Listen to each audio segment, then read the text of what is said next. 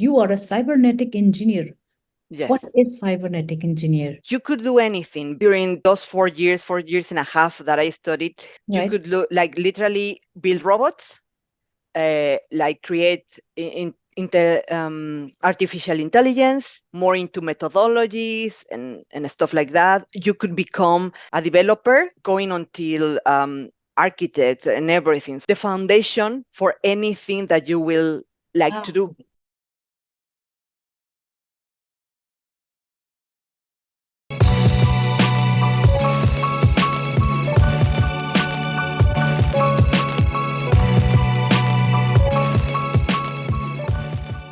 what is another interesting part in your profile is you are a cybernetic engineer. What Yes. is cybernetic engineer?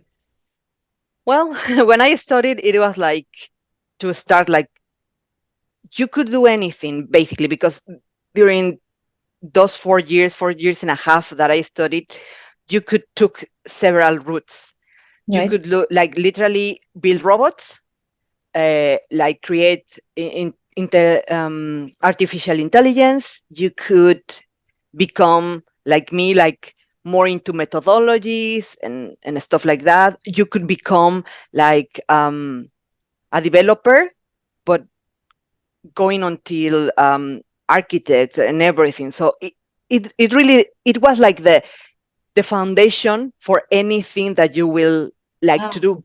okay, okay. So you have, yeah, you have the basis of everything. So yeah, but basically it's depending on I have friends that now they are building robots. There are people who is developing cybersecurity or something like that, it really depends on the person. Yeah. How do you now plan to integrate that with your podcasts? Do you plan to do that? Is there a way that okay, you have maybe a segment where you talk more about technology in the podcast? Oh, Is that how it is, or you plan to do that?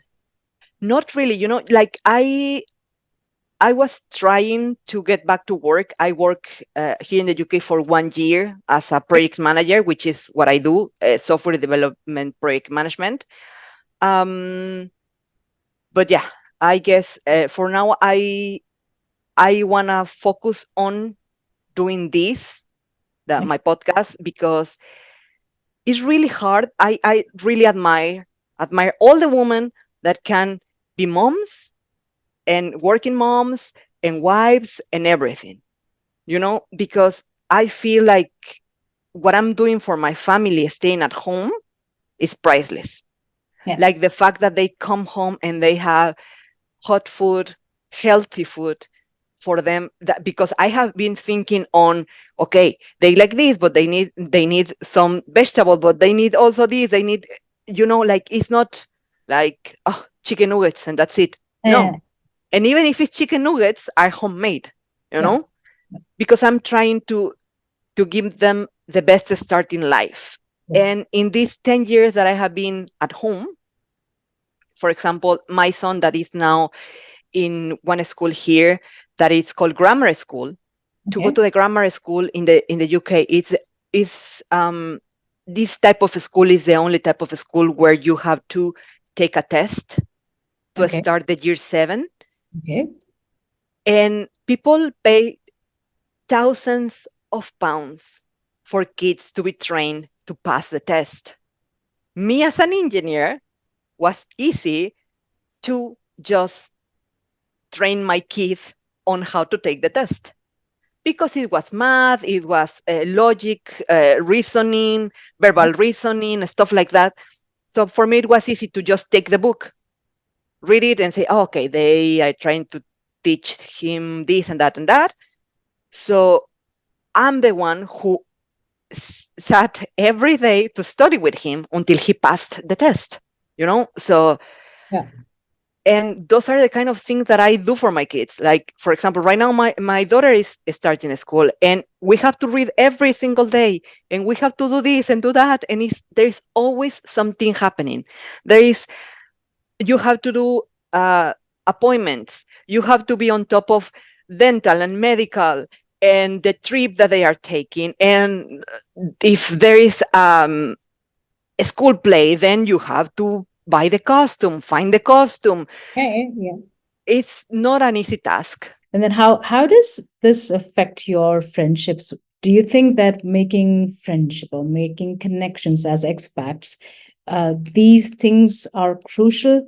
That okay, you have to connect with people with whom you really, how do I say, gel well, or do you have to be open as part of okay, expat? We need to be open. We need to embrace the differences. But I feel like sometimes we have to also look at okay, what do I like? I have to be connected with people with my interest. Is that also with you, your take on that? So it has been different because, for example, right now that I won't say that I'm old, but I have been in these many countries, and that I have seen how people make friendships. Yeah. I feel like I don't have time to um to lose on or to waste in people who clearly they don't have time for new friends. Okay. Like before I was like super open and let's invite everyone to my house and let's talk and let's go to all the parties that they will invite you, or go to the play dates or whatever. Any time to socialize, it was good for me. And I got amazing friends. I have amazing friends in the States, amazing friend in Germany. Here in the UK, it has been different. Okay. Yeah. But uh, did you had some kind of a club, some kind of an organization which helped you connect with other expat ladies, let's say in Germany or in US? Was Yeah, that in Germany, yes. In Germany, yes, because like in Texas, it was different because they have mom groups, for example. Mhm. You just join those mom groups, you go to their houses. It was really open back then because literally people who doesn't know you will invite you with your kids to their house, Right? and you will have an amazing time, Mhm. and there was nothing to worry about. I don't know if I will go to a blind play date now with people Okay. that I don't know in the US or anywhere else, to be Okay. honest. But that was my way to make friends in the States. In Germany, it was through the kindergarten. Like everyone saw me struggle there. Like, you don't speak German. And I'm like, nine, nine, nine, keine Deutsch, keine Deutsch. And I remember people like listen to me and, oh, you speak Spanish. And I say, yeah, do you speak Spanish? No, but I speak English. Oh, I do speak English. So I have friends from Ukraine. I have friends from Germany, from Croatia, from many countries, just because I was there with my kid in festivals or whatever. And I had the opportunity to live in a building where everyone was really, really friendly. I was really happy with all the people in my building. And It's exactly. everybody's working, everybody's got their responsibility. So I think this is quite normal. It's just that okay, I feel that some countries are quite okay to live as expats. And then there's this organizations who really come up with coffee mornings where Mm, the expat ladies come, whether you have a child or whether you don't have a child, and you come together and you try to understand, okay, what is your interest, my interest?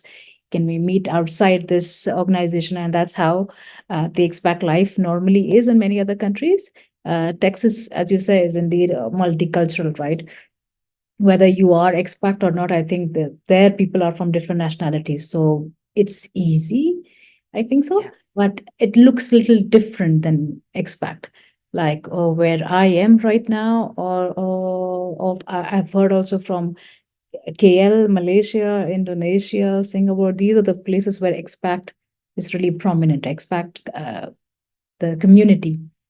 So like Hmm. now I have a society where we have like multicultural people from different nationality living in a society, and our doors are all the time open, not literally, but the doors are open for kids to Yeah. come down, okay, come and have a play. So we don't have to ask anybody for play dates, literally. And there's a group, I mean, I know it's a funny one. I have a WhatsApp group for my society for the expat moms, and Uh-huh. the title of the WhatsApp group is "Where Are My Kids?" Okay, so Yeah. because that's how it is. The kids are so much playing with each other, and there is Hmm. such a beautiful thing that there's no such barrier of you know, languages, or where you come from, whether you are coming to India as the first time expat, or the second time or third time, whatever, they just Uh-huh. want to play. Yeah, for them they Yeah. don't see the difference the way we probably see sometimes, but it's beautiful. And I think that kind of setup is not in every country. Yes. UK, or I think there must be some locations where you live as expat. Right now, where you Yes. are, do you have a lot of people from different countries in your neighborhood? Uh, no, it's funny because, like as I say, many people comes because of the schools that we have here Right. locally, Yeah, I think and the secondary schools that everyone is after is full of literally Indian people, and okay. um, I Okay. know that Indian are Asians, but they are like the other type of Asians, Okay. like Okay. it's full of that, and a few English ones. Yeah. And as my kid said, "Oh, mom, my school is full of Indians, Asians, some British, and me." Yeah. Yeah. Yeah, I can imagine. I think that is how it is.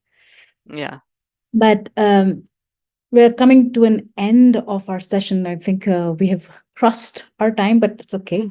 I think we were speaking. I feel like I've not uncovered everything that I wanted to, but there it is. Yeah, you are a personality. Your profile is such wide that I yeah, can speak to you on a lot of different topics, I feel. yes, And we are talking about expat life, but I think you covered a lot of points. I'm happy with that. yeah, Any advice that you would like to give to the expats who are hoping to join this path, and they're probably looking for answers, like for you, perimenopause awareness, right? mhm, So what we're also trying to do with this podcast is creating an awareness of expat life. If you want to kind yes, of know what is life abroad, I think we would. I want to put out all the experiences from different parts of the world, from different guests. yes. So you're one of them. Any advice that you would like to give to the other expats? Yeah, it's simple. I think that Instagram life is different from what a expat life could be. I mean, you can guide your efforts by those reels and see, I love this place. So think about, like, not just I love that country and I want to go to that country.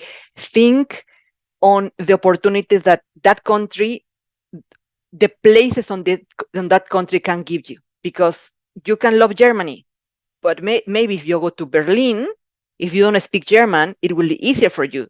But Yeah. if you speak German and you love cars, you can go to Munich. Like, do Okay, your research, that's a good. because your favorite country can have that place for you. Just find it before you dive in. That's it. Hmm. Yeah.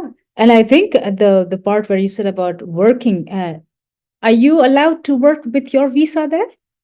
Yes, yes, Oh, because I'm I'm married to a European, huh. Okay, because and of. they have settlements. Yes. But were you able to also work in US? If given a chance, if you had to choose that, were you allowed to work in US? No, no, Ah, that's the because thing. yeah, there we had a working visa there. We have here a settlement, like Ah, okay. we can be here and live with that province. Yes.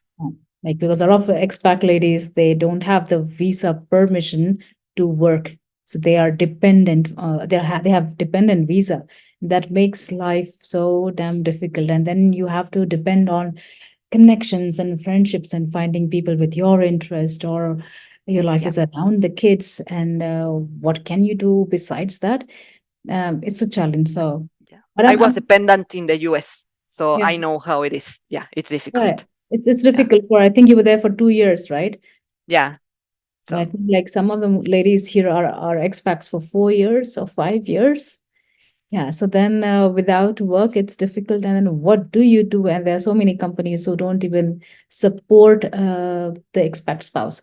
I wish if mhm, they can support, not every companies are doing it. Some companies are supporting the wives mhm, in career, like if you want to learn or do some course, mm, then they support you there, like financially, or they have a tie with the university or the college that the wives can go, but not everywhere. And even then, I think that is not enough. But okay, there's something at least, right, to keep you occupied. Yeah, Yeah, but that's an excellent topic that you should cover in your podcast. Trailing wives. trailing It's spouses. Yeah, yeah. yes, that's difficult. That's a difficult one. Yeah, to be a trailing wife.